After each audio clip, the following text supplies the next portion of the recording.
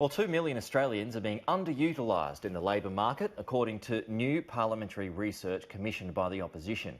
The research, cited by frontbencher Claire O'Neill to highlight underemployment in Australia, and it shows many working people want to work more hours to earn enough to make ends meet. Victorian Labor MP Daniel Molino commissioned the research from the Parliamentary Library with his frontbench colleague and joins me now. Daniel, good morning to you. Thanks so much for joining us. So what did that research reveal to you and how shocked did you become? Oh, hi, Peter. Thanks for having me on this morning. Yeah, the research was quite shocking in many ways. The media and many economic commentators tend to focus on the unemployment rate as a sign of how many Australians can't get enough work to make ends meet. But what we found is that there's another measure, the underemployment rate, which when added to the unemployment rate gives a better measure of how many Australians are doing it tough. The unemployment rate measures how many people who want to work can't get any work at all. But there's another measure, which is the underemployment rate, which shows how many people who are in work want more hours. And that currently is significantly higher than the unemployment rate. The unemployment rate at the moment is 5.3%. The underemployment rate is 8.5%. So when you add those two measures, you get something called the underutilisation rate, which is 13.8%. Almost 14% of the workforce is not getting the hours that people want. So how do you classify someone who is underemployed? I mean, I would have thought if you have a job, you're employed, but there's a difference, right? There is, exactly. So the way that the ABS measures unemployment is that if you're working at least 1 hour in a period of time, you're considered to be employed. Now, for some people, a small number of hours a week is enough. But let's say you lose a full-time job and then the next week you might start working a few hours a week on Uber. As far as the ABS is concerned, you're employed throughout that period. But it might be that you've gone from 40 hours a week to 15 hours a week. And for many people, that won't be enough for them to make ends meet. And so underemployment is a measure that the ABS calculates, but that isn't often very widely reported, which is a measure of how many people who are in employment want more hours.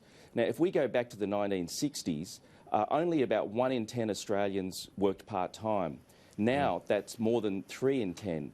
And there's nothing wrong with part-time employment, and for many people, part-time employment suits them. But when we dig down into those figures, we find that about 1 in 4 Australians who are working part-time actually want more hours. So what do you put that down to? Well, I think what it's reflecting is the fact that wages have stalled. We're in a period of extremely low wages growth, one of the lowest periods of wages growth on record. And so there are many people who are obviously finding part-time work, but they need more hours in order to sustain the lifestyle that they need. And are there just particular areas that have the deepest amount of underemployment?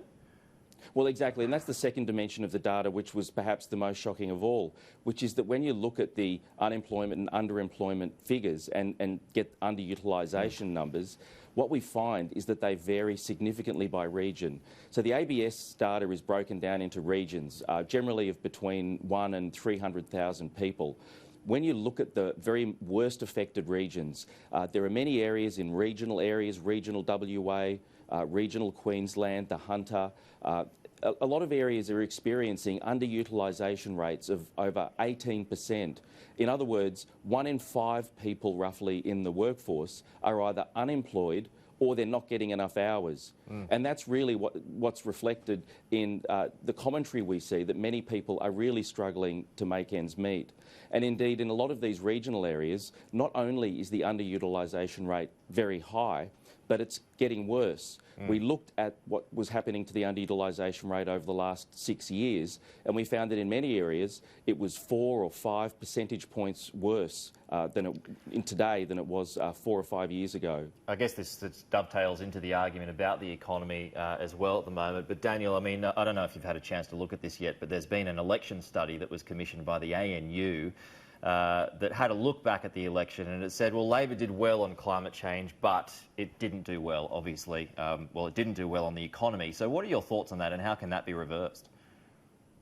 Well, look, I think if you look at I haven't seen that ANU study, but I think if you look at our own internal party review, which obviously got a lot of media in recent weeks, I think it made that very point, that we need to have a simpler, clearer and more credible economic narrative. And I think that's what the party's working on right now.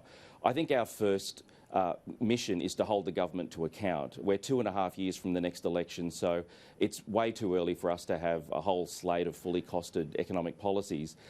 So our first task is to hold the government to account, and that's been something which our senior economic ministers have been doing recently, calling on more action to get the economy out of the doldrums.